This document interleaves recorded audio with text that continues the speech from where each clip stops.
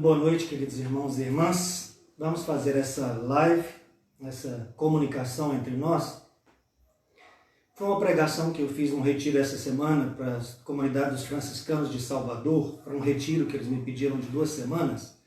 Então, preparei 4 pregações, todas sobre esse tempo da pandemia. Então, eu quero partilhar com vocês sobre o tema de Deus na pandemia. Gostaria de fazer num clima orante, porque foi pregado num retiro e eu acho legal a gente manter o clima todo orante. Então convido vocês a fazê-lo começando uma oração. Em nome do Pai, do Filho e do Espírito Santo. Amém. Vinde, Espírito Santo, enchei os corações dos vossos fiéis e acendei neles o fogo do vosso amor. Enviai o vosso Espírito e tudo será criado, e renovareis a face da terra. Oremos. Ó Deus, que instruístes os corações dos vossos fiéis com a luz do Espírito Santo, fazei que apreciemos retamente todas as coisas, segundo o mesmo Espírito, e gozemos sempre de sua consolação. Por Cristo, Senhor nosso. Amém. Ave Maria, cheia de graça, o Senhor é convosco. Bendita sois vós entre as mulheres, e bendito é o fruto do vosso ventre, Jesus. Santa Maria, Mãe de Deus, rogai por nós, pecadores, agora e na hora de nossa morte. Amém. Nossa Senhora, Mãe da Sabedoria, rogai por nós.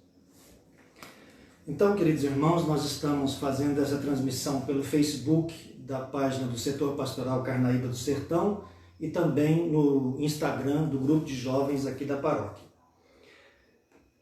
Então, como eu disse, essa meditação que eu vou apresentá-los é uma meditação que eu preguei para os franciscanos. E, na verdade, o que eu fiz foi fazer uma síntese de algumas coisas.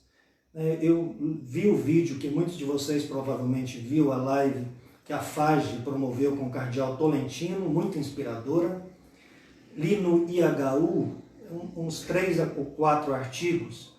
O artigo do James Martin, um padre jesuíta, que é o coordenador, diretor da revista América, o teólogo Vítor Codina, da Bolívia, e 3 teólogos, uma entrevista com 3 teólogos italianos, Roberto De Loro, Cettina Michitello e Severino Dianiche.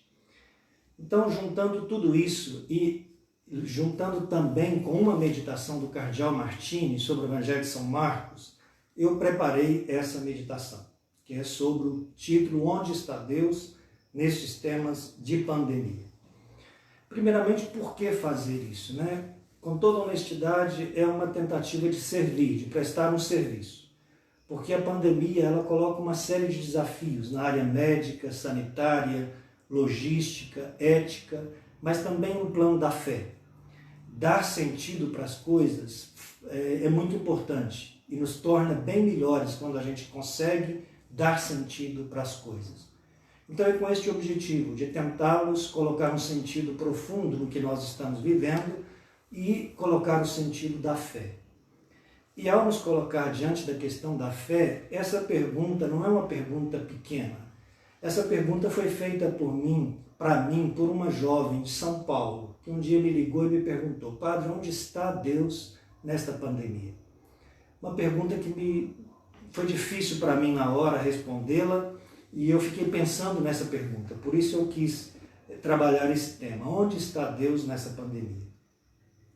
Primeiro eu vou fazer uma introdução, e quero fazer a introdução tomando uma descrição do padre James Martin, dos Estados Unidos, que é uma descrição muito bonita, que eu vou ler.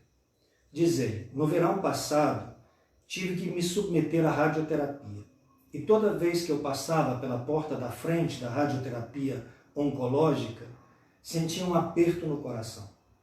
Enquanto eu corria um risco reduzido, meu tumor era benigno, mas a radioterapia era necessária, todos os dias eu me encontrava com pessoas que estavam próximas da morte. Durante 6 semanas, todos os dias, eu chamei um taxista e dizia: para o cruzamento da 68 com a rua York, por favor. Quando chegava, parava em uma igreja próxima para rezar. Depois, indo à minha consulta em um bairro cheio de hospitais, encontrava pacientes com câncer que haviam perdido o cabelo, homens e mulheres idosos e exaustos, em cadeiras de roda, empurradas por atendentes, e pessoas que acabavam de sair de cirurgias. Mas nas mesmas calçadas de fora do hospital havia médicos ocupados, enfermeiros sorridentes e residentes apaixonados, e muitos outros com uma saúde aparentemente perfeita. Um dia percebi que todos estávamos indo para o mesmo endereço, embora tivéssemos horários diferentes para os nossos encontros. Achei essa descrição do Padre James uma descrição muito ilustradora do que nós estamos vivendo. Eu tenho a impressão que a pandemia ela nos colocou na situação de um doente de câncer. Todos nós nos colocamos com a morte e a doença como algo próximo, como algo vizinho. Ele diz que, na verdade, quando ele ia para o hospital, havia ali médicos, estudantes e tal, embora estivessem no hospital, estavam com um sorriso no rosto, estavam alegres e cheios de vida, porque estando no hospital, eles não se consideravam na mesma posição de quem tinha um câncer e que colocava, portanto, a possibilidade da morte.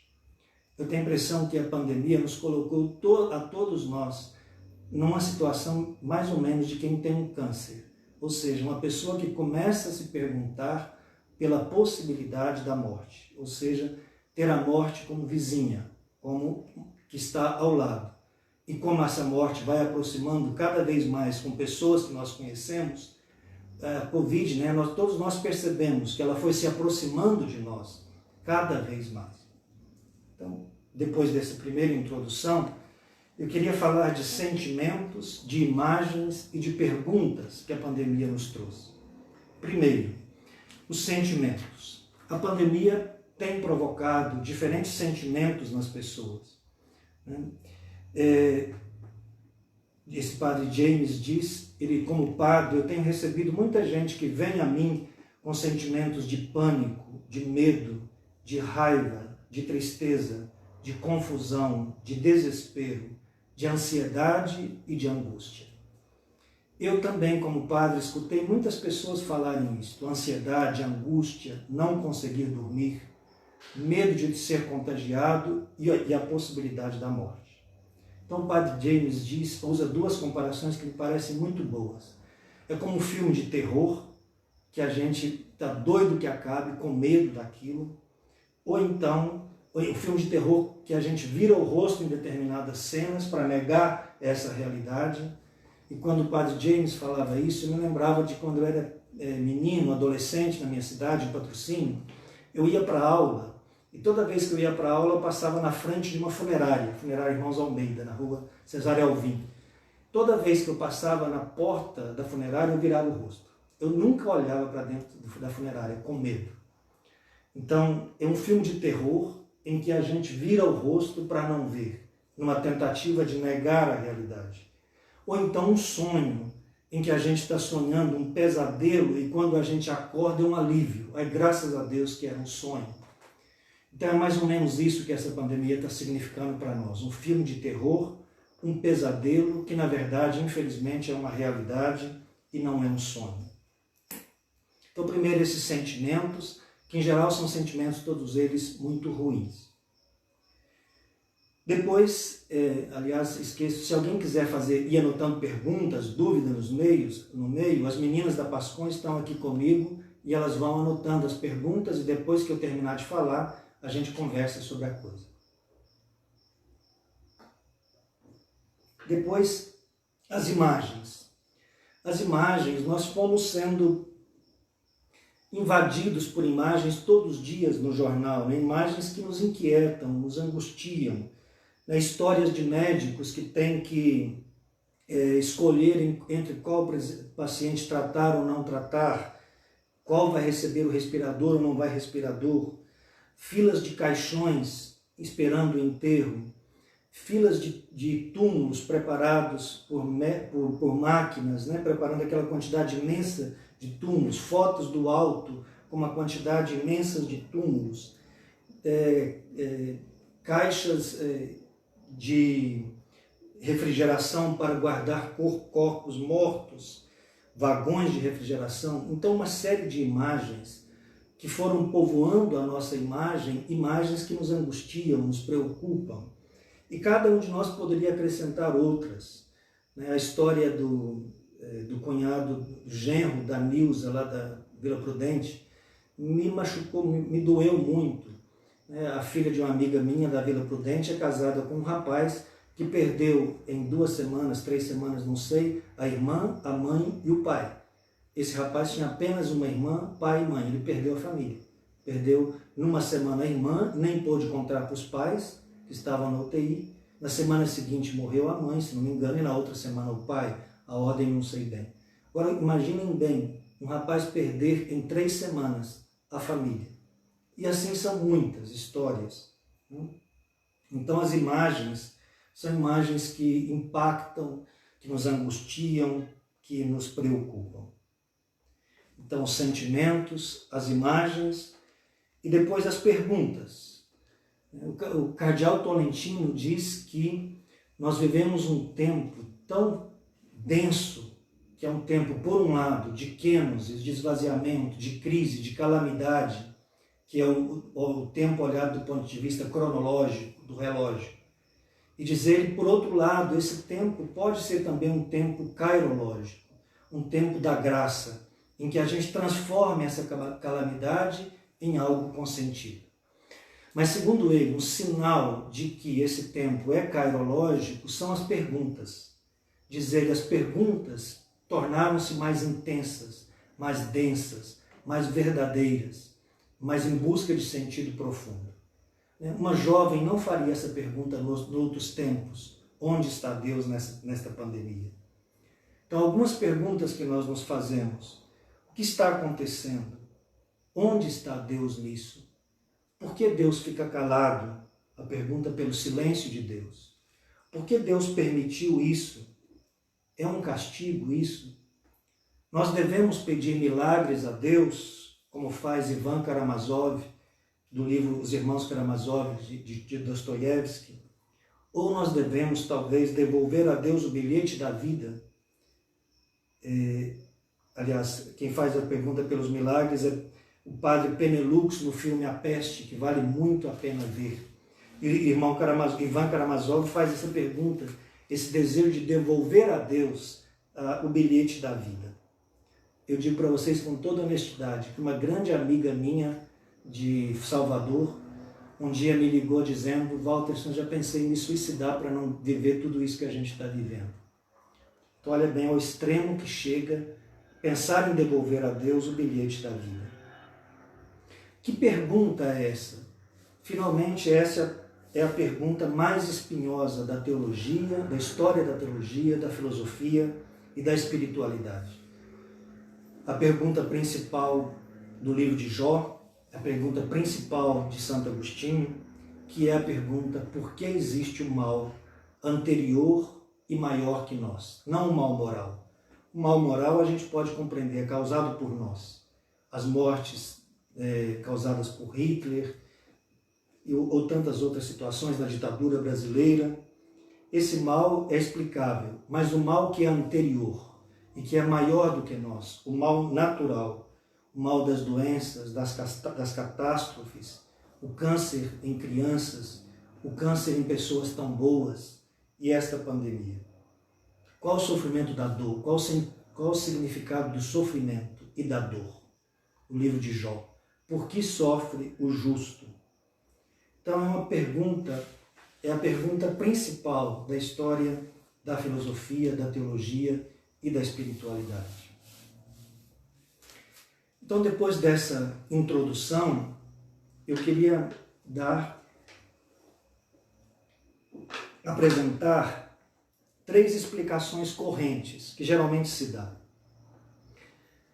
A primeira diz: essa pandemia é uma prova. Deus está nos colocando à prova para fortalecer a nossa fé. O sofrimento é uma provação para a fé. Essa explicação tem fundamentos bíblicos. Tiago 1:2 diz: irmãos e irmãs, considerem a alegria perfeita quando vocês sofrem todo tipo de provação, sabendo que a vossa fé, colocada à prova, produz paciência. A vossa fé, colocada à prova, produz paciência. Também um texto mais conhecido, né? São Paulo diz, Romanos 5, 3 a 5, a tribulação produz paciência, a paciência produz a perseverança, e a perseverança a esperança. E a esperança não decepciona, porque o amor de Deus foi derramado em nossos corações pelo Espírito Santo que nos foi dado. A tribulação, a pandemia produz paciência, a paciência produz perseverança, a perseverança produz esperança. Então, essa seria uma explicação que tem fundamento bíblico, que é de que uma pandemia poderia ser uma provação à nossa fé, para que nós fortaleçamos a nossa fé. Mas aí o padre James Martin faz a seguinte pergunta: que Deus é esse que coloca a provação numa criança de poucos anos? Que prova é um câncer para uma criança de poucos anos? Diz ele, pode ser que os pais aprendam algo com o câncer de uma criança, mas essa é uma imagem monstruosa de Deus. Eu concordo com o padre James. Realmente, a provação da fé é um tema bíblico e é uma explicação para o sofrimento. Mas essa explicação precisa ser vista em conjunto com outras, dentro de um contexto mais amplo. A segunda é menos justificável ainda, dentro do conjunto da Bíblia. É de que seria um castigo. A pandemia seria um castigo pelos nossos pecados. E como os pecados foram se acumulando, chegou um momento em que Deus nos castiga. Seria mais ou menos o que teria acontecido na Arca de Noé. Essa posição eu ouvi de várias pessoas. Geralmente ela vem dos meios fundamentalistas, católico e principalmente evangélico. Pensar que nós estaríamos próximos do fim, que isso é um sinal do fim do mundo e que foi por causa de erros humanos que Deus está nos castigando. E a isso se junta, por exemplo, argumentações como o problema dos LGBT e tantas outras coisas que eles vão ajuntando como questões recentes para mostrar um acúmulo de pecados e justificar um castigo de Deus à humanidade por causa do acúmulo de pecados. Padre James Martin diz que essa posição o próprio Jesus já negou. Ela existe na Bíblia, do início da Bíblia, que Deus castiga as pessoas e castiga até a 7ª geração, está no início da Bíblia, mas isso vai mudando completamente, e com Jesus isso não é assim. 2 textos muito claros, João 9, quando os discípulos perguntam, mestre, quem pecou, este homem ou seus pais, para que ele nascesse cego? E Jesus diz, nem ele, nem seus pais, mas é para que se manifeste nele a obra de Deus. E outro texto é o texto de Lucas 13, 1 a 5, que é daquela torre que caiu e matou 18 homens. E aí Jesus diz às pessoas que se questionam sobre aquilo, Jesus disse, vocês pensam que eles eram mais pecadores do que todas as outras pessoas que moravam em Jerusalém? Eu digo que não. Mas isso acontece para que se convertam. Ou seja, as calamidades são um sinal para nós, para que nós tenhamos tempo de nos converter. É sinal da paciência de Deus. Então, essa segunda explicação da pandemia como um castigo aos nossos pecados, ela não tem fundamentação bíblica. Ela tem fundamentação bíblica no início do Antigo Testamento, mas no conjunto da Bíblia, ela não tem fundamento. Uma terceira explicação, sou eu mesmo que a crio, essas outras duas eu peguei, é de que Deus permite. Deus permite o mal. Deus é onipotente, ele tem poder sobre o mal, mas ele dá autonomia à criação, tanto às criaturas menores, inferiores, quanto ao homem. E o desenvolvimento, a evolução da criação e a evolução livre do homem está entregue ao próprio homem, acompanhada por Deus, mas entregue ao próprio homem. E, portanto, Deus permitiria o mal e dele tiraria um bem. É uma postura que tem muita fundamentação agostiniana. Deus permite o mal, mas chegará a hora em que ele vencerá completamente o mal. E ele permite o mal porque ele dá liberdade e um desenvolvimento natural livre, tanto à criação material quanto à criação espiritual. É uma postura um pouco mais sustentável, mas olhando do ponto de vista do conjunto bíblico, também não é a mais profunda, de maneira alguma. Qual é o problema dessas visões, dessas explicações? O padre James diz: o problema é que elas terminam numa aporia, num beco sem saída, que é o seguinte: ou Deus não é onipotente e, portanto, não tem poder para vencer o mal, ou ele não é amor incondicional e não quer vencer o mal. Se a gente, então, acredita que o mal continua nesse mundo e damos estas explicações, então a gente termina nessa aporia. É o que o padre James chama de tríade inconsistente. O que é essa tríade inconsistente? É o argumento que tem três partes. A primeira parte: Deus é onipotente e amor infinito. Portanto, ele pode e quer impedir o sofrimento e o mal. Primeira premissa. Segunda premissa: mas Deus não impede o mal. Portanto, terceira conclusão, parece que Deus não é onipotente e Deus não é amor incondicional, porque ele não parece não poder e nem querer vencer o mal. Minha apresentação vai ter 3 pontos. Esse foi o primeiro ponto: apresentar a questão e os argumentos comumente apresentados para explicar um lugar de Deus que, na nossa opinião, não é sustentável nessa pandemia. Nem que Deus coloca a fé à prova, nem que Deus é castigo e nem que Deus permite.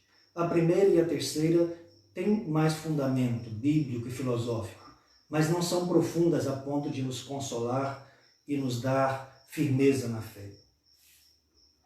O segundo ponto eu o tomei completamente do cardeal Martini. O cardeal Martini, ele tem um livrinho sobre o Evangelho de São Marcos, que é um livro muito bonito, e a primeira meditação dele é sobre Deus. Eu vou apresentar essa meditação e no final da minha apresentação eu vou passar o link para vocês terem acesso ao texto desta meditação. Então, ponto 2, o mistério de Deus no Evangelho de São Marcos. Primeira coisa é constatar que o Evangelho de São Marcos fala muito pouco de Deus.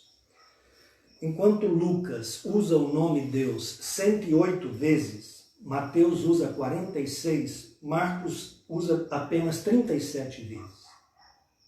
E enquanto João usa centenas de vezes o nome Pai, São Marcos utiliza apenas 13 vezes. Então o cardeal Martini se pergunta: por que isso? Por que evitar tanto falar de Deus? E a explicação do cardeal Martini é a seguinte: Marcos está escrevendo para pagãos que estão se convertendo. Esses pagãos vêm de um ambiente em que o nome Deus é muito frequente, em que o nome de Deus é usado muito fortemente, mas usado de forma equivocada, de forma mal interpretada. É um Deus, uma imagem de Deus criado à forma humana. É uma projeção da imagem humana em Deus. Portanto, o catecúmeno, o Evangelho de São Marcos é escrito para o catecúmeno, ele vem, ou seja, para aquele que está começando, entrando na fé, ele vem com uma imagem de Deus muito contaminada e, sobretudo, com uma imagem de Deus feita à imagem humana. Um Deus projetado da imagem humana. Um Deus que eu quero que seja do jeito que eu quero. Um Deus que me dá tudo o que eu quero. E com isso, São Marcos quer nos indicar que a primeira coisa que o catecúmeno tem que fazer ao entrar no segmento de Jesus é mudar a imagem de Deus. E aprender que com Deus a gente tem que lidar com mais respeito. Quando eu penso nisso, me vêm 2 imagens. Atos 17, São Paulo, naquele sermão no Areópago de Atenas, em que ele diz: o mistério de Deus a gente toca as apalpadelas. O mistério de Deus a gente nunca segura. A gente nunca pode fazer de Deus um Deus que eu domino, que eu controlo. O mistério de Deus a gente toca com respeito, as apalpadelas, com delicadeza. E o outro é o texto de Êxodo 3. Tirar as sandálias, Moisés, tirar as sandálias, porque está entrando no espaço sagrado. Então essa é a primeira coisa que Marcos quer fazer. Chamar a atenção do catecúmeno para ele tomar cuidado com as imagens de Deus que ele tem e ficar numa atitude de resguardar um pouco para poder falar em Deus. Só falar de Deus depois de um certo amadurecimento na fé, porque para falar de Deus a gente tem que ter muita experiência para falar com mais propriedade de Deus. Essa é a primeira coisa. Segunda coisa, o que Martini faz é analisar as passagens onde aparece o nome Deus no Evangelho de São Marcos. E aí ele chega a 4 características desse Deus do Evangelho de São Marcos. Primeiro, quem é Deus no Evangelho de São Marcos? É aquele que está vindo a nós, aquele que toma a iniciativa, que se move em nossa direção e que quer se comunicar conosco. Deus que quer se encontrar conosco. Então, Deus que se move, que toma a iniciativa, que vem em nossa direção e quer se comunicar conosco. Os 2 textos que o Martini pega para provar isso é Marcos 1, 1 e 2. Princípio do Evangelho de Jesus Cristo, Filho de Deus, conforme está escrito no profeta Isaías: eis que eu envio o meu mensageiro diante de ti, a fim de preparar o teu caminho. Então, eu envio um mensageiro, eu tomo a iniciativa de me encontrar com vocês, eu quero encontrar com vocês, eu envio alguém para preparar o caminho para eu me encontrar com vocês. E o segundo texto, Marcos 1, 10, 11, e logo ao subir da água, ele viu o céu rasgando e o Espírito, como uma pomba, descer até ele, e uma voz dos céus: tu és o meu filho amado, em ti eu me comprazo. Então é o batismo de Jesus, em que o céu se rasga e Deus desce, o Espírito desce. Tem essa imagem, Deus que desce, desce no Espírito, desce em Jesus, que vem a nós e que quer se comunicar conosco. Então essa é a primeira imagem de Deus em São Marcos. Um Deus que quer se comunicar, que vem a nós. E o catecúmeno, portanto, deve ficar numa atitude de espera, de acolhida, de receptividade. Deus a gente trata sobretudo com uma atitude de acolhida, de receptividade. Só num segundo momento é um momento de atividade. O primeiro momento é acolher Deus que vem a nós. Um Deus que eu ainda não conheço. É isso que o catecúmeno tem que tomar cuidado. Ele vem com uma imagem de Deus por demais conhecida. Deus eu ainda não o conheço. É depois de um processo que eu vou conhecê-lo, de um processo de relação com ele. Essa é a primeira imagem. A segunda imagem do Evangelho que o Evangelho de São Marcos traz de Deus, segundo o cardeal Martini, é a seguinte: é aquele que traz para nós uma boa nova, um evangelho, uma boa notícia. Ele não veio trazer castigo, não veio trazer coisas ruins, ele veio trazer uma boa nova. E essa boa nova é capaz de reordenar a nossa vida. Ela tem o poder de reordenar a nossa vida. Jesus veio com o poder de Deus para colocar a nossa vida em ordem, para reordenar a nossa vida. E ele é alguém com quem Jesus se relaciona, com quem Jesus conversa, a quem Jesus se abandona. Os textos que o Martini cita a esse respeito é Marcos 1, 14 e 15.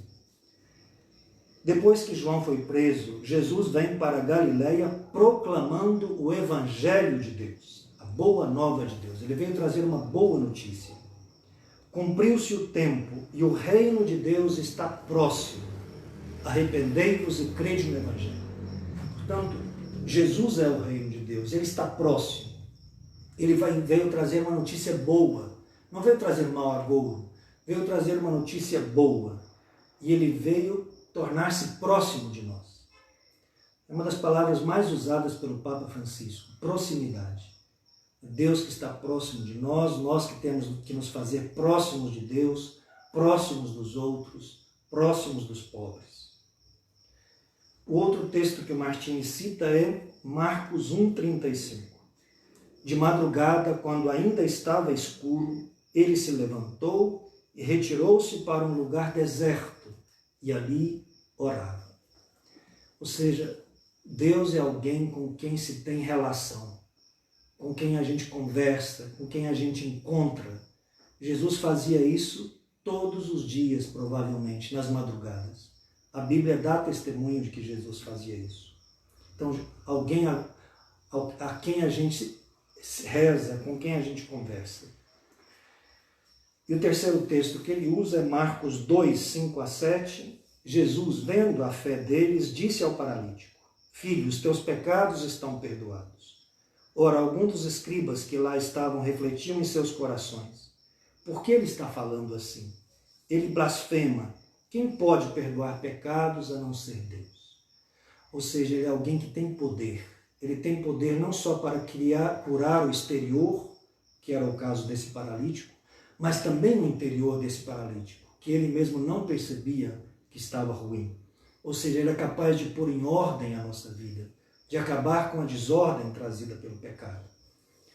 Então, a segunda característica de Deus no Evangelho de Marcos é um Deus que vem trazer uma boa notícia e que tem o poder de reordenar, de reorganizar a nossa vida. Mais uma vez, então, o catecúmeno é colocado numa atitude de expectativa e numa atitude de humildade. Ele não manipula Deus. Ele tem que aprender que Deus não é manipulado à nossa imagem e semelhança. Ele tem que acolher Deus humildemente. Então, a atitude de humildade, de acolhida, de receptividade.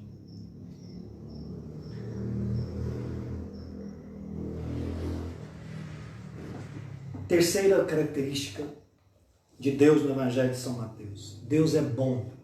Ele nos criou.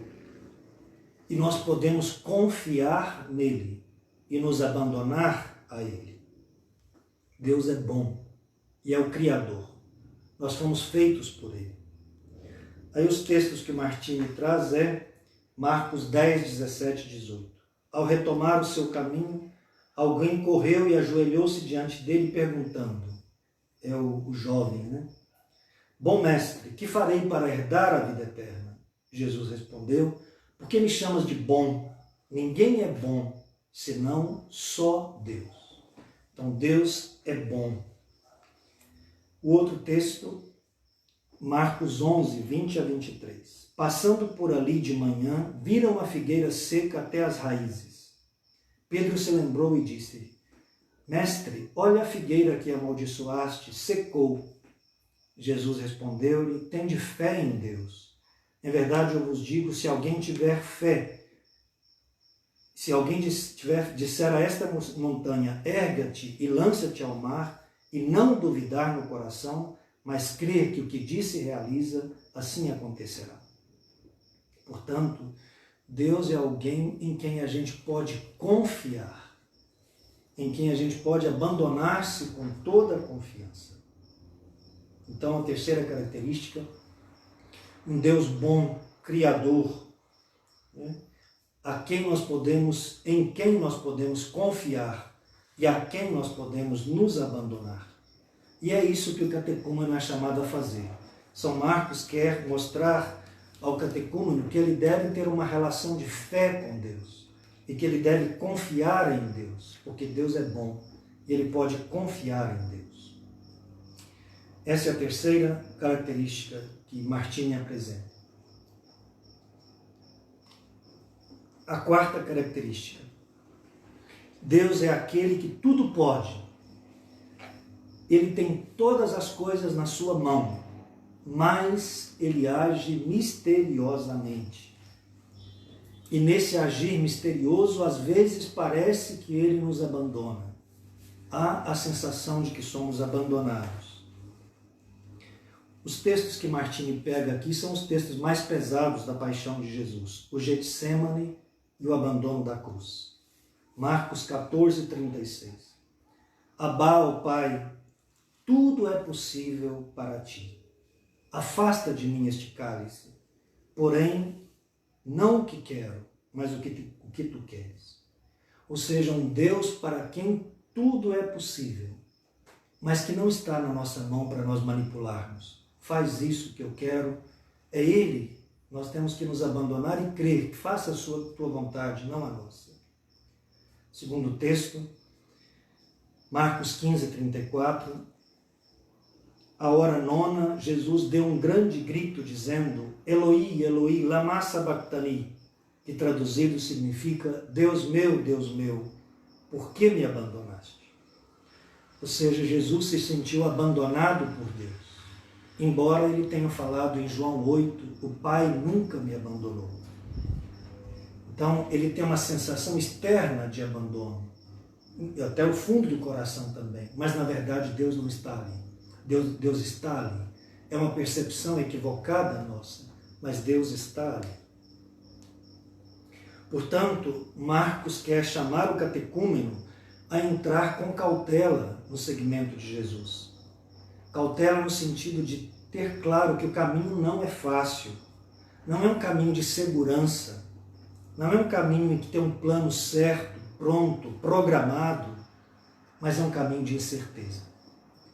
O cardeal Tolentino fala, uma das características dessa pandemia é isso, que ela nos coloca numa situação de incerteza, de perda de segurança, de fraqueza. E isso é muito próprio da espiritualidade. A relação nossa com Deus é uma relação de insegurança, de incerteza.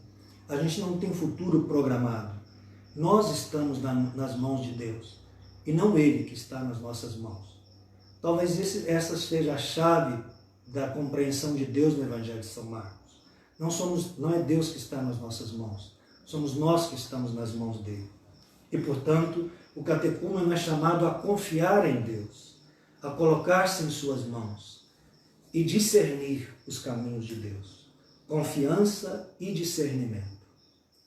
A gente poderia resumir o Evangelho de São Marcos nestas duas palavras: confiança e discernimento. Então essa seria a segunda parte que eu falei. Deus no Evangelho de São Marcos. Agora a terceira parte são conclusões que eu fui pescando aqui e ali num outro autor, para a gente poder responder onde está Deus nesta pandemia. Então, eu vou tentar responder essa pergunta agora, depois de tudo que nós falamos. Então, o padre James começa dizendo uma coisa muito legal. Ele diz: a resposta mais honesta e mais correta seria dizer: não sabemos. Essa seria dizer a resposta mais correta: não sabemos. Aí ele diz: a pergunta fica ainda mais grave. Um crente, uma pergunta importante para um crente em tempos de sofrimento é esta: podemos acreditar em um Deus que não compreendemos? Podemos acreditar em um Deus que não compreendemos? A pergunta fica mais profunda. Essa é a primeira coisa. Talvez fosse melhor responder: não sabemos. Fora isso, talvez seja melhor, vamos começar pela via negativa, que se faz muito na teologia, onde Deus não está na pandemia. Então vamos falar nos dois lugares em que com certeza Deus não está. Deus não é a causa da pandemia. Deus não é a causa da pandemia. Não foi Deus que gerou a pandemia para castigar-nos ou para nos provar. O amor de Deus deixa o mundo entregue ao seu próprio desenvolvimento, natural e livre no homem. Tem uma concepção muito agostiniana, também de Teilhard de Chardin. Quer dizer, Deus entrega ao mundo as causas segundas. Deus é a causa original de tudo, mas ele dá autonomia ao mundo, que tem o seu desenvolvimento próprio, que tem as causas segundas, tem o seu próprio desenvolvimento. Além disso, que vem da criação, houve a queda, um tema muito agostiniano, o pecado original. E ao acontecer o tema da queda, Então esse desenvolvimento natural e livre no homem fica completamente corrompido. A natureza está, como diz São Paulo, ansiosa pela libertação. Também ela sofre. Então também a natureza sofre depois da queda. Tsunamis, tempestades, tantas calamidades. Isso, do ponto de vista teológico, vem da queda do pecado original. Portanto, a criação, que já foi criada num processo de evolução, precisa agora também de libertação. São dois termos muito importantes aqui.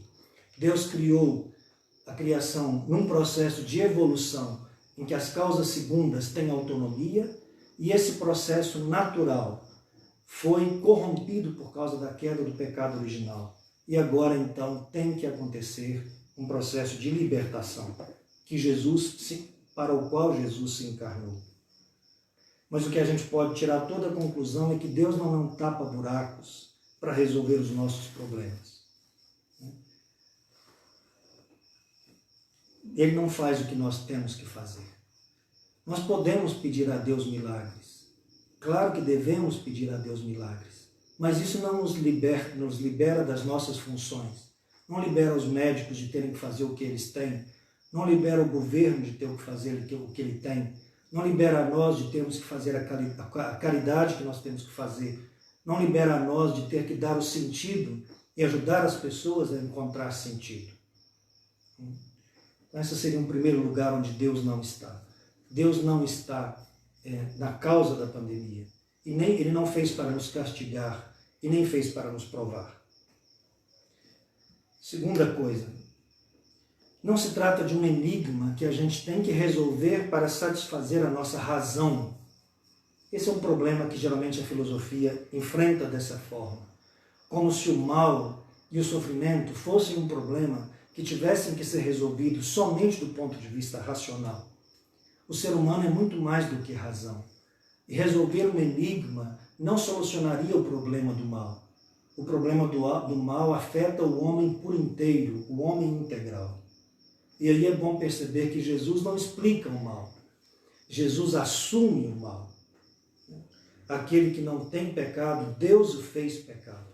Ele assumiu todas as consequências do pecado. Eu sempre digo que muitas vezes as famílias me pedem, por exemplo, padre, o senhor pode ir lá em casa conversar com minha mãe, sei lá, com alguém que está muito triste porque perdeu alguém e tal, tal. Eu sempre digo vou, mas sempre com aquela sensação de que as palavras não são o mais importantes na hora do sofrimento e da dor. A presença é muito mais importante. O afeto é muito mais importante. O sentido é importante para a inteligência. Mas não é ele só que resolve o problema do sofrimento e do mal. É o homem integral que precisa dessa resolução. Então, não é um enigma para a inteligência. E o outro lado da questão, não é um enigma para a inteligência, porque é um mistério da fé. É um mistério da fé. E então agora eu vou trabalhar dois conceitos do Rahner, do teólogo Karl Rahner, que define a Deus como um mistério de amor e liberdade. Então, em primeiro lugar, Deus é um mistério. Para falar de Deus, a gente tem que fugir de toda lógica humana, de toda compreensão que seja típica de nós. Isso tem fundamento bíblico claro. Isaías 55:8. Os meus pensamentos são mais altos que os seus pensamentos. Oséias 1:9. Eu sou Deus e não homem. Deus é o totalmente outro com relação a nós. Deus é muito diferente de nós. Deus não tem as mágoas que nós temos, os rancores que nós temos, os ódios que nós temos. Não tem o egoísmo que nós temos. Deus é outro. E esse outro é mistério. E sempre será mistério. Ele é o incontrolável, o inominado, o mistério por excelência. Nós nunca vamos poder dizer exatamente o que Deus é, nem na eternidade. A visão beatífica não é acabar com o mistério. A visão beatífica é contemplar o mistério. Contemplar esse mistério que sempre é maior que nós e que nunca nós vamos conseguir explicar completamente. Por isso mesmo, de forma muito estranha, essa pandemia é um lugar muito adequado para falar de Deus. Porque assim como a pandemia, Deus também é o incontrolado, o inominável, aquilo sobre o qual a gente não tem controle. Repito, a respeito de Deus, a gente sempre vai ter que nos aproximar às apalpadelas, tirando as sandálias, com reverência, com respeito. Falar com muito cuidado a respeito de Deus. Onde está Deus? Então, é um mistério. É mistério, essencialmente mistério. Nós nunca vamos poder dominar Deus. Mas o outro lado, o fim da definição de Hahnemann é muito importante. Ele é um mistério de amor. Ele é um mistério de amor. Portanto, ele está presente. Ele está conosco. Esse é o nome de Deus. O nome de Deus é Javé, que significa eu sou ou eu estou. Deus se define como aquele que está comigo, que está do meu lado, como uma presença de amor, livre e amorosa. Uma presença livre e amorosa. Uma presença misteriosa. Então, se a gente perguntasse onde está Deus nessa pandemia, talvez a resposta mais adequada fosse: Ele está nas vítimas. Mateus 25, eu estive doente e me visitastes. Eu estava nu e me vestistes. Ele está naqueles que têm medo. Quantas vezes, quantos salmos não são expressão de angústia? Deus está do lado daquele que sofre. Ele está em quem conforta, em quem anima, em quem dá esperança. Ele está nos médicos, ele está nas enfermeiras, ele está no cientista, ele está nos que rezam pelos outros. Ou seja, Deus está. Deus é uma presença de amor. Ele está do nosso lado. Sempre Ele está do nosso lado. Ele é Javé, Ele é Emanuel, Deus conosco. Isso significa levar a sério o mistério da encarnação. Nós temos muita dificuldade para levar a sério o mistério da encarnação. O mistério da encarnação significa que Deus está no mundo. Ele continua presente no mundo. Nós temos que abrir os olhos e procurá-lo sempre. Mas Ele está presente ao nosso lado. Ele está presente ao lado de toda pessoa. E sobretudo das pessoas que o buscam. Então, Deus é um mistério de amor e liberdade. Mais que isso, a Sagrada Escritura também, já que nós estamos falando da fé, e só pode ser dito à luz da fé, na Sagrada Escritura nós podemos afirmar que Deus é Trindade. Ele é Pai e é Mãe, Criador, bom, misericordioso, que está conosco, que nos ama, que cuida de nós. E aí a gente podia lembrar de frases da Bíblia, né? Quando Jesus fala do Pai, ele diz, ele não deixa morrer os pardais, vai cuidar muito mais de vós, ele não deixa morrer os pardais. Ele torna tão belos os lírios do campo. Quantas vezes Jesus disse essa palavra? Não tenhais medo, não tenhais medo. Então Deus é um pai e mãe, que é bom, criador, misericordioso, que sempre está conosco e nunca nos abandona. Depois ele é verbo, ele é filho que se encarnou, verbo que se encarnou, ele é filho, que se encarnou em Jesus para nos dar vida, e para nos dar vida em abundância, e que se compadece de quem sofre. Talvez essas duas características principais de Jesus. Jesus veio para que tenham vida e vida em abundância. E Jesus se compadece daqueles que sofrem. E Ele é Espírito Santo, uma força, um poder de vida, uma força vivificadora que renova tudo e que dá vida a tudo. Então a fé nos mostra que Deus é Pai, Filho e Espírito Santo. Mas essa fé é dom.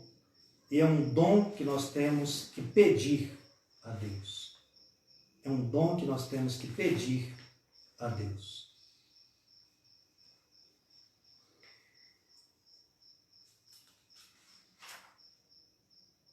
Então, para terminar,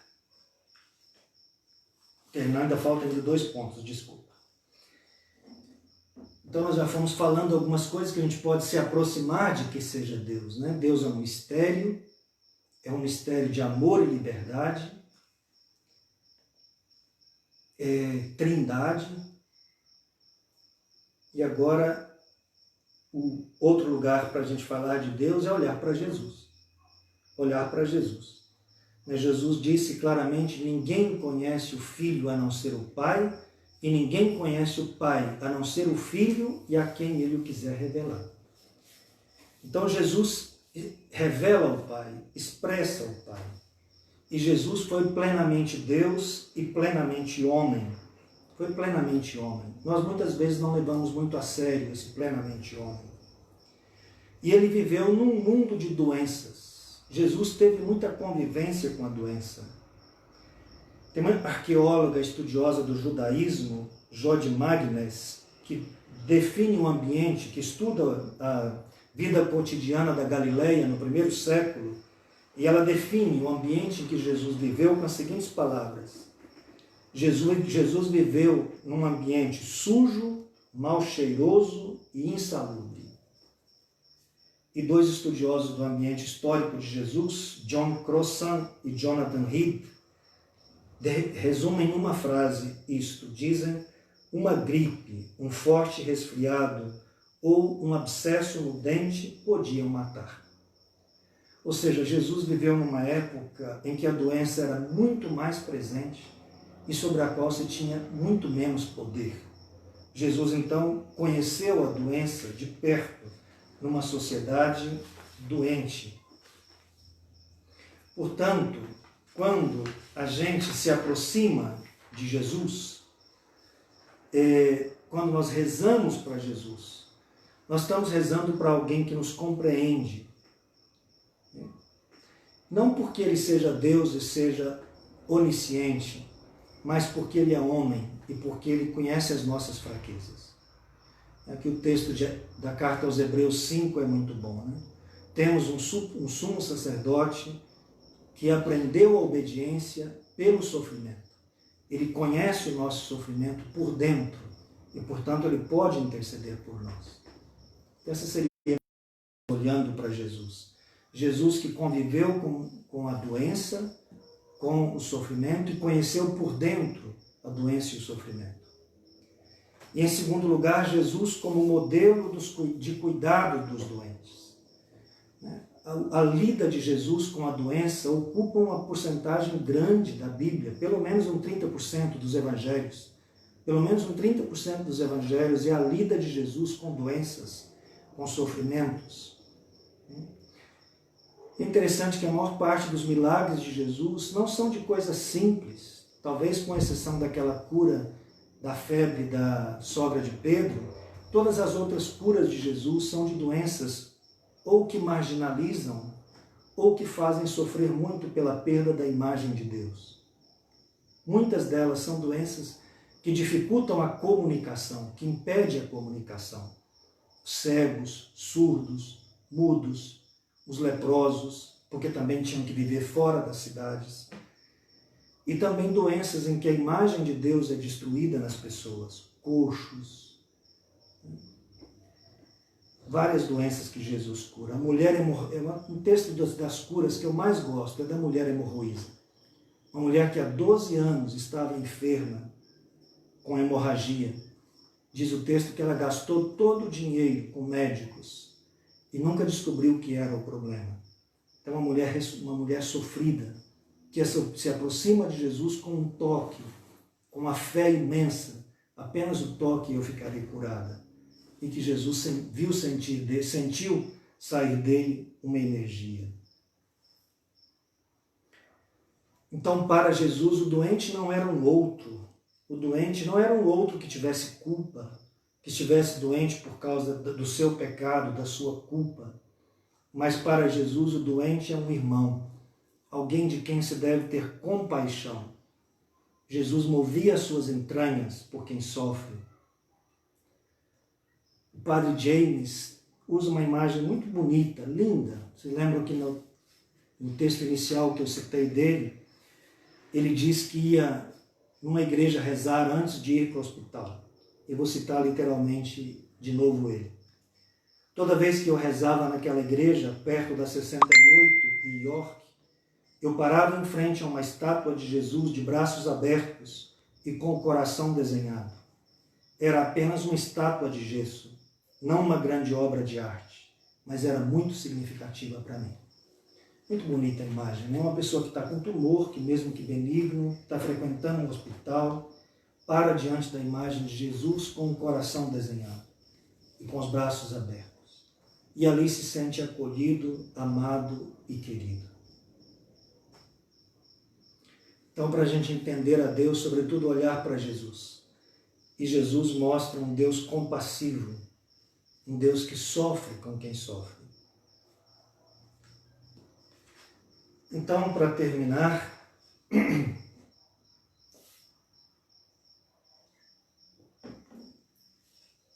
a pergunta final seria: tem sentido rezar para Deus nesse tempo da pandemia? O cardeal Tolentino, diz que quando a pandemia estava forte na Itália, logo no início, vocês se lembram, dizendo que um grupo de psicólogos ofereceram para atender o trabalho de escuta gratuito. E eles dizem que escutaram muitas pessoas dizerem que não conseguiam rezar. E aí o cardeal Tolentino diz que é um tempo oportuno para rezar. E aí ele faz, inclusive, vai na raiz das palavras precariedade e pregare, que é orar, rezar. Precarium, em latim, é precariedade. E pregare é orar, rezar. As palavras têm a mesma raiz. E aí o cardeal Tolentino dizia, nesse tempo de precariedade, de quênose, de esvaziamento, de fraqueza, é o momento mais oportuno para rezar. Mas sem fé, a oração é apenas uma técnica, é um relaxamento. Sem fé, a oração é apenas uma técnica de relaxamento. Porque, na verdade, com a fé, a oração é diálogo, é conversa, é relação, é abandono, é entrega. É lugar de tomar consciência de uma presença amorosa, que é a presença de Deus.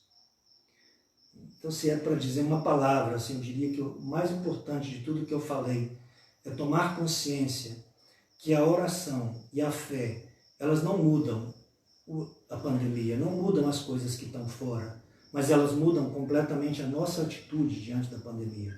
E elas nos dão uma atitude de confiança, de entrega, de abandono. A oração é um lugar de pedir. A oração é um lugar de entrar em comunhão, de entrar em relação com o Senhor. E ao entrar em relação e em comunhão com o Senhor, nós nos tornamos mais fortes, nós sentimos mais paz. O meu desamparo e a minha angústia diminuem e eu fico mais forte. Então é fundamental, concluindo tudo o que eu falei, o mais importante talvez seja perceber que é preciso destruir muitas imagens equivocadas de Deus. Nessa época se fala muito de imagens muito equivocadas de Deus, como as que eu fui citando. Deus nós não controlamos, não fazemos Deus a nossa imagem. É Ele que nos controla, nós estamos na mão dele. Portanto, o lugar de encontrar com Deus é o lugar da oração, da relação, da comunhão de liberdades. Deus é pessoa, Ele é livre, são 3 pessoas. Nós devemos então pedir a Deus que nos ajude nessa pandemia. Ele está ajudando, Ele está conosco, que Ele continue nos dando forças. Vou terminar com 2 imagens. Primeiro, a imagem do Papa Francisco, naquela oração que ele fez naquela praça sozinho, uma praça abandonada. Ele usou o texto da tempestade acalmada. É um texto lindo. O mar revolto, as ondas jogando o barco para lá e para cá, e Jesus dorme. e os discípulos estão angustiados, com um medo enorme, com medo de morrer, e eles gritam para Jesus: Senhor, não te importas que nós morramos? Uma pergunta que talvez muita gente fez nessa pandemia. Senhor, não te importa que nós morramos? E Jesus, que estava dormindo nos braços de Deus, diz: homens de pouca fé. Homens de pouca fé. Nessa pandemia eu tenho meditado muito sobre esse texto e tem sido muito difícil para mim me abandonar nas mãos de Deus. Jogar nas mãos de Deus, como uma criança. Aquele salmo que diz: abandonar-se nas mãos de Deus como uma criança. A minha alma está em paz, diz o texto, porque estou no colo de Deus. E vou terminar, eu disse, essa é a primeira. A segunda é o salmo que a gente reza, os padres, as freiras, rezam todo domingo à noite. Vou rezar um pedaço do Salmo 90, que é um salmo muito conhecido. Quem habita ao abrigo do Altíssimo, quem habita ao abrigo, não está desamparado, ao abrigo do Altíssimo, e vive à sombra do Senhor Onipotente, vive à sombra, como os pintinhos debaixo das asas da galinha, diz ao Senhor: sois meu refúgio e proteção. Sois meu refúgio e proteção. Sois o meu Deus, no qual confio inteiramente. Sois o meu Deus, no qual confio inteiramente. Do caçador e do seu laço ele te livra. Da pandemia ele te livra. Ele te salva da palavra que destrói. Com suas asas haverá de proteger-te. Com seu escudo e suas armas defender-te. Não temerás terror algum durante a noite, nem a flecha disparada em pleno dia, nem a peste que caminha pelo escuro, nem a desgraça que devasta ao meio-dia, nem a peste que caminha pelo escuro. Nem a peste que caminha pelo escuro. Uma peste, um inimigo invisível que a gente não vê, uma peste que caminha pelo escuro, mas com a força de Deus a gente é capaz de atravessar tudo isso. Então era isso, essa é a meditação que eu preparei, pegando esses artigos que eu falei, e aí eu cito uns 7, 8 textos para quem quiser ler a Bíblia, e também deixo umas perguntas para meditar. As meninas vão colocar elas aí agora na tela, no chat. Quem quiser pode pegar essas leituras. Valeria a pena ler com serenidade, com calma, meditar sobre essas leituras e também pensar um pouco nessas perguntas que eu faço aí. A primeira é: qual a imagem de Deus que você tem tido nessa pandemia? E você tem na sua vida atitude de disponibilidade diante de Deus, de acolhida da sua vontade, ou você procura fazer com que Deus faça o que você quer? Outra coisa que eu queria sugerir é não deixar de ver o filme A Peste, que é um filme muito bom. Um filme muito bom. Que levaram para o cinema o livro de Albert Camus, A Peste. Também eu vou indicar os links. Eu pedi para colocar aí no chat o link da palestra do Tolentino, o link da meditação do Cardeal Martini, o link do filme A Peste e as perguntas e os textos. As meninas estão colocando agora. Então vamos ver agora algumas perguntas que as meninas vão me passar.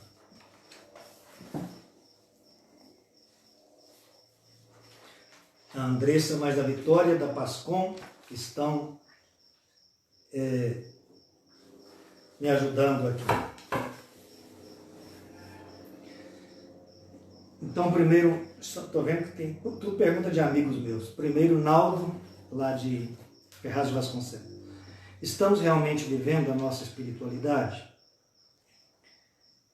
Tem uma outra meditação desse retiro que eu preguei que eu falava exatamente isso. Que, na verdade, essa pandemia colocou a nossa fé na necessidade de se perceber autêntica ou não. Porque, como dizia o Cardeal Tolentino também, a nossa fé muitas vezes ela é muito verniz e muito por fora. A gente fala muito, todos nós falamos muito. Outra coisa é você viver e expressar. Eu mesmo sou padre não sei quantos anos. Eu tive, quem está próximo de mim aqui acompanhou, esse último mês eu vivi um medo enorme de estar com Covid. Porque eu estava com um problema de garganta que eu nunca tive. Foi mais ou menos um mês inteiro. Eu tinha tido contato com pessoa que teve Covid e não melhorava. E a angústia me foi fazendo ter dor no peito. Eu tinha sensação de falta de ar. E no medo, a angústia, eu cheguei quase ao desespero. Onde está a minha fé? Eu que prego, que falo. Está vendo? Então, eu acho que é um momento para a nossa fé ser checada. Aquilo que nós falamos com a boca é um momento oportuno para a gente verificar se isso é real mesmo, se a gente acredita mesmo nisso. Então, para mim, eu nunca tinha pensado, por exemplo, como eu penso agora a morte. Depois de ter meditado muito sobre a morte, eu quero viver a morte me lançando nos braços de Deus. E assim eu espero um dia. A morte é o momento da nossa fé ser mais autêntica. É o momento em que a gente se joga. A gente não se joga no escuro. A gente não se joga no abismo. A gente se joga nos braços de Deus. Essa é a nossa fé. Isso é o que a Bíblia nos ensina. A morte é o momento em que você não sabe o que vem depois. É um escuro, um absoluto escuro. Mas a gente vive se lançando nos braços. A gente crê que está se lançando nos braços de Deus e não no nada. Não no abismo do nada. Nos braços de Deus e não no abismo do nada. Flávia Rodrigues, lá de São Paulo, minha comadre, sou padrinho do filho dela, do Heitor. Como o senhor acha que sairá a igreja desse momento em que estamos vivendo? Já que o convívio social fundamental para a manutenção, organização e mantenimento da fé, vida da comunidade de base, está esfacelado e tende a voltar a pior. Ótima pergunta, né? O cardeal Tolentino comentou algumas coisas, eu sugiro que vocês vejam o vídeo dele. Ele diz: a pandemia, ela está sendo um aprendizado para todo mundo, e também um aprendizado para a igreja. É de se esperar que a normalidade, quando a gente voltar à normalidade, não vai ser mais a normalidade antiga, vai ser uma nova normalidade. E, portanto, também é de se esperar que seja uma igreja mais sensível a quem sofre, mais sensível aos doentes, e que seja uma igreja, como o Papa Francisco tem pedido, né? Uma igreja próxima de quem sofre, próxima das pessoas, não uma igreja de gabinete, de eucaristia, de liturgias. Né? Infelizmente há uma onda na igreja de volta ao medieval, né? Uma igreja de muito pano e de muita liturgia. E o Papa Francisco tem pedido muito uma igreja mais próxima das pessoas. Eu tenho a impressão que a igreja vai sair melhor. Eu não tenho muito medo de que a igreja saia pior, não. Eu acho que a igreja vai sair melhor. O aprendizado está sendo muito grande para nós todos. Primeiro, a igreja está sofrendo muito, como todos. Já foram 9 bispos contaminados, 2 mortos. Um com apenas 57 anos. Né? Dom Henrique. Mais de 300 padres contaminados. Padres diocesanos contaminados. 21 mortos. Sem contar religiosos, religiosas, sem falar dos leigos. Ontem mesmo recebi a notícia da morte de um ministro da Eucaristia, muito amigo meu, do Paraná. Eu poderia falar várias pessoas próximas que morreram. Poderia falar várias aqui. O pai da secretária da comunidade da Vila Prudente, um cara muito legal, o Júlio. E assim poderia citando outros. São pessoas que têm nome, que todos nós sofremos com a morte deles. Então, para a igreja também, eu tenho a impressão que é um momento de grande aprendizado. E a igreja há de sair mais sensível ao sofrimento. É uma igreja mais próxima. A minha esperança é de uma igreja mais próxima. E eu espero também que a gente não se deixe levar demais pelo virtual. Nós aprendemos uma coisa muito boa no virtual. Uma coisa que eu estou gostando muito do virtual é a socialização do conhecimento. Quantas palestras boas disponibilizadas por faculdades eu tenho visto. Muito bom. Mas isso não substitui o encontro, a comunidade. A comunidade se faz no encontro, no tete-a-tete, nas dificuldades de cada um, nos defeitos de cada um, na beleza e da bondade de cada um. E, então a participação presencial é fundamental. Né? Isso vai ter que ser muito pouco a pouco. Mas como igreja não se faz de forma virtual, igreja se faz de forma presencial. Foi ótimo que nós aprendemos, vamos usar mais o virtual. Eu mesmo tenho pensado em usar mais o virtual, mas não substitui de maneira alguma o trabalho do pessoal, do presencial. Sônia de Loures faz a seguinte pergunta: Deus colocou seu Filho para morrer por nós. Onde estávamos antes da pandemia? Lembrávamos de Deus? Ou estávamos dando causa para o surgimento dos muitos vírus que estão surgindo? Excelente pergunta. Excelente. Uma excelente, na verdade, ele está fazendo uma afirmação que eu concordo perfeitamente. E que o cardeal Tolentino também fala claramente. O cardeal Tolentino usa a seguinte palavra: nós não ficamos doentes por causa da pandemia. Nós estávamos doentes antes da pandemia. Na verdade, nós estávamos, humanamente falando, muito doentes. Ele diz, uma sociedade, uma cultura que não tem tempo para Deus, que não tem tempo para o encontro um com o outro, que não é capaz de contemplar as coisas simples, que não é capaz de ver o pôr do sol, que não é capaz de sentir a beleza do toque de uma criança, que não é capaz de ver a beleza do canto dos pássaros. Então, essa correria em que nós vivíamos, um consumismo desenfreado, um descarte de tudo momentâneo, rápido, sem dúvida a pandemia, que é uma calamidade, é uma ocasião para a gente repensar o que estávamos vivendo. E aí, como ela diz, talvez estávamos dando causa para o surgimento dos vírus. Vocês sabem que existe muita teoria de que a origem desse vírus está ligada com a forma como o homem tem se relacionado com a Terra. Essa forma de domínio absoluto da Terra, de exploração da Terra. E a Terra, então, também devolve. Aquilo que ela recebe, ela devolve. Então, uma das relações que a gente tem que aprender muito a mudar com a pandemia é a relação com a Terra.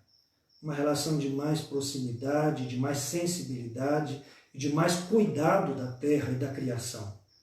Da água, cuidado dos animais, cuidado da natureza.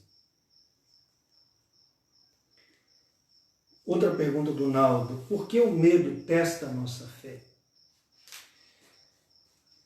O medo é o contrário da fé.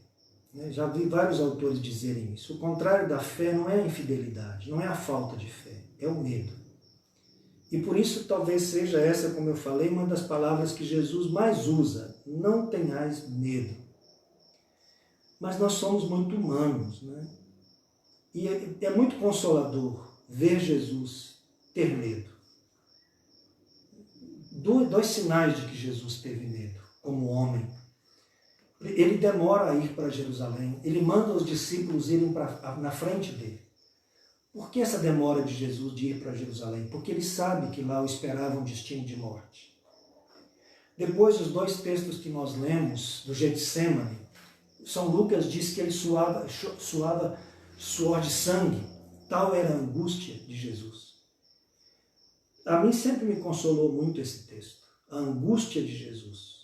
Imagino que todos vocês já viveram momentos de profunda angústia. Eu já vivi momentos de profunda angústia, de pedir a Deus que me tirasse a vida. Todo mundo acha que já viveu momentos assim, sobretudo quem já tem uma certa idade. Então, o medo, eu não diria que ele testa a nossa fé, ele purifica a nossa fé. Ele purifica no sentido de que na hora do medo você é chamado a confiar, a apostar, a se lançar nos braços de Deus, a pedir, a sentir que você está junto, né? Rezar, falar com Deus e falar também com os outros. Na hora das dificuldades, falar é muito importante. Falar é muito importante. Eu estava lendo uma coisa também para esse retiro que eu preguei, que eu gostei muito, que diz o seguinte, que a dor, quando ela chega no seu pico mais elevado, ela adquire características irracionais. E é verdade. Quando a dor chega num nível muito elevado, você começa a sentir uma angústia fora do comum, você vai perdendo, começa a sentir dores. tem gente que pensa em suicídio. Uma pessoa que suicida, ela está no pico da dor. Como vencer o pico da dor? Ele sugeriu o autor que eu estava lendo. Falar. Porque quem segura, dizia esse autor, é como se afogasse no veneno. Porque a dor que está guardada dentro é uma espécie de veneno. Você precisa falar. Por isso que nesse momento que nós estamos, também o serviço de escuta é muito importante. Nós, padres, freiras e leigos também, a gente tem um papel muito importante nesse momento, de escuta, de escutar as pessoas. Porque é muito importante que as pessoas falem. O falar é uma forma de vencer o medo. O verbalizar, o colocar para fora é uma forma de vencer o medo. Então, o Ronaldo também perguntava, a pandemia seria um castigo pelo pecado da humanidade? Eu acho que eu já expliquei dentro da palestra, né? Não, de maneira alguma. Essa visão está no início da Bíblia. Deus castiga, e lá no inicinho ele castiga até a 7ª geração. Acho que está, quando fala de Abraão, uma coisa assim, castiga até a 7ª geração.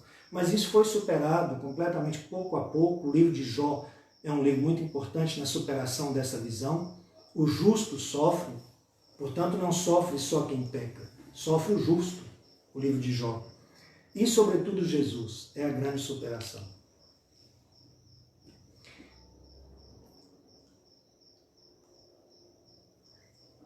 A Graciete, nossa amiga aqui da nossa comunidade, que é dentista, está dentre os profissionais de risco. Quem perdeu um ou mais membros da família nessa pandemia? Quem está desempregado sem poder sustentar a família?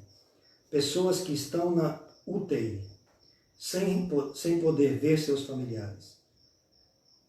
Como essas pessoas responderiam a essa pergunta da meditação? Essa pergunta tem uma gravidade fora do comum, né? Eu quase que me junto a você, Graciete, simplesmente para dizer, é muito fácil para mim falar que não estou em nenhuma dessas situações. Se eu estivesse dentro dessas situações, seria muito difícil, eu imagino. Mas o que eu tentaria dizer a essas pessoas é o que eu fui tentando falar ao longo dessa palestra toda. Você não está sozinho. Deus está com você. Ele é uma presença de amor, uma presença que dá força, que vivifica. E Ele está presente também nos seus anjos, que somos cada um de nós. E essas pessoas que você citou são pessoas que precisam da nossa caridade, do nosso amor. Quem conhece uma pessoa assim, precisa ajudar. Como ajudar? Eu li alguns autores que disseram manifeste carinho, manifeste interesse, ligue, pergunte, manifeste carinho. Ajude essa pessoa a perceber que ela não está sozinha. Mas de tudo que eu te falei, que eu falei aqui, eu diria, é um mistério. Portanto, eu não posso responder também assim. É um mistério que a gente se aproxima, e se aproxima, sobretudo, que mais me convence. Deus é uma presença misteriosa e escondida de amor. Ele estava presente na angústia de Jesus e na cruz de Jesus. E Ele tirou Jesus da cruz. A mesma coisa eu diria para essas famílias. Creia que seus parentes estão indo para o seio do Pai. Que um dia todos, para onde também cada um de nós um dia vai. É triste essa dor, mas creia, tenha fé. Foi tudo que eu tentei falar aqui. Tenha fé. Tenha fé que você não está sozinho, que Deus está contigo, que Deus é Pai, que Ele é bom e que Ele te espera na vida eterna. A Elisângela, que é a mãe da Andressa que está aqui comigo e a coordenadora de jovens da nossa comunidade. Como se manter em comunhão no tempo de pandemia? É normal ter dias que, mesmo tentando se manter firme na fé, ter medo, começar de trás para frente. Eu acho que é mais normal e impossível. Eu mesmo tenho tido picos de medo, picos de falta de fé, e depois volto pedindo a Deus que me dê o dom da fé. Eu acho que é muito normal. Todos nós somos humanos. e Jesus também, como homem, viveu situações de medo. Como se manter manter em comunhão em tempos de pandemia? Os meios de comunicação social têm sido uma ajuda fora do comum, né? Mandar uma mensagenzinha, conversar, ligar, perguntar. Eu tenho feito uma coisa que eu fiz deliberadamente, que é mandar essas mensagens do Evangelho. Não estou me elogiando, não. 2 coisas que eu decidi fazer para me manter tentando ajudar as pessoas a estar em comunhão com as pessoas. Essas mensagens do Evangelho, que eu mando todo dia, e a missa diária. É uma forma da gente estar em comunhão. Participar diariamente na missa da nossa comunidade é uma forma de estar em comunhão conosco. Você poderia ver a missa todo dia muito melhor transmitida pela Rede Aparecida, pela Século XXI, pela Canção Nova, mas não é é a mesma missa de Jesus, claro, mas não é a missa da nossa comunidade. Se você tem o seu padre celebrando, com as leituras próprias nossas, quem está fazendo as leituras é gente da nossa comunidade, eu tenho tentado trazer cada dia uma comunidade diferente, é uma forma da gente estar em comunhão. Mas os meios de comunicação, as redes sociais, nesse momento, são um importante meio de estar em comunhão. Outra forma de estar em comunhão é através da solidariedade. Eu não queria deixar de não falar de alguns exemplos que eu vi aqui na paróquia muito bonitos. Vou falar de 3 exemplos de solidariedade. Primeiro foi o que organizou a Luciene com a equipe de liturgia. Levar comida, almoço para os caminhoneiros quando os postos estavam fechados. Elas ficaram na beira da estrada, levando a hora do almoço, levando comida para caminhoneiros. Outro exemplo é o que organizou a Sueli e a Ivone, em parceria com o supermercado, com a polícia e com a farmácia. Que as pessoas deixassem alimentos na farmácia, deixassem alimento no supermercado, e em parceria com a polícia, que trouxe grande quantidade de cestas, foram dadas mais de 150 cestas básicas aqui na paróquia. Mas o trabalho maior de todos, sem dúvida, é das Irmãs do Bom Pastor, que eu achei de uma solicitude, de uma criatividade. Logo no início da pandemia, elas fizeram um projeto para, acho que é a Advênia, na Alemanha, e conseguiram 80 cestas 3 meses seguidos, 80 cestas para famílias, cesta de alimentos e de higiene e remédios. E elas têm ajudado isso, sobretudo as comunidades rurais mais afastadas. Esses 3 trabalhos aqui na nossa paróquia foram para mim animadores, porque infelizmente não é uma área que eu consiga muito, é um defeito meu. E é importante para você ver como é importante a complementação. Se o padre não puxa, é bom que outros puxem. Como eu não tenho muito jeito para esse trabalho, as irmãs, eu fiquei extremamente agradecido com isso que elas fizeram. E também a Sueli, a Ivone, todo mundo, a Luciene, todas as pessoas que estão organizando o trabalho de solidariedade. Ou seja, para falar do trabalho de comunhão, a gente tem que ter muito claro a importância dos cuidados mais pobres, de quem mais sofre, de quem está atravessando maior dificuldade.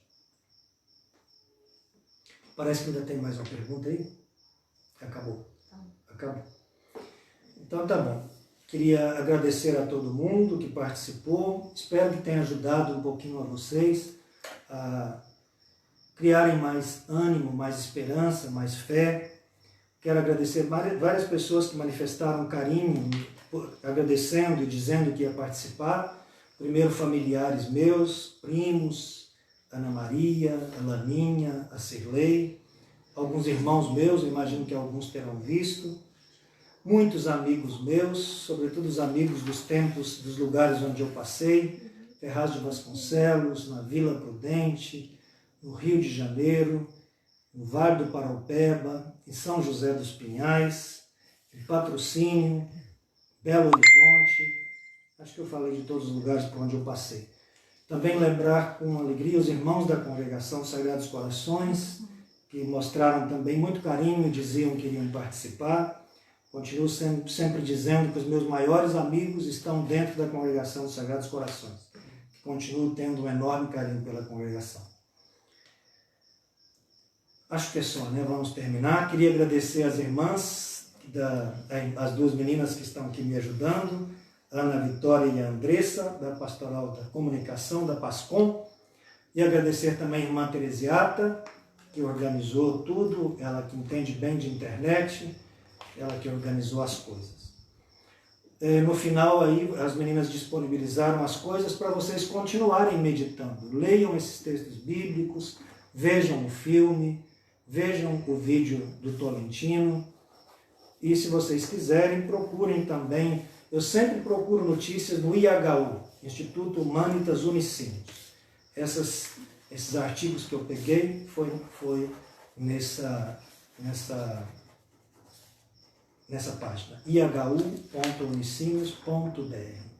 Tem gente do Equador acompanhando. Olha bem, que coisa mais chique. Gente do Equador acompanhando. Deve ser irmãs da Congregação dos Sagrados Corações. Muito obrigado. Um abraço para todo mundo. Que Deus abençoe, proteja, guarde, que nos dê força a nós todos. Amém.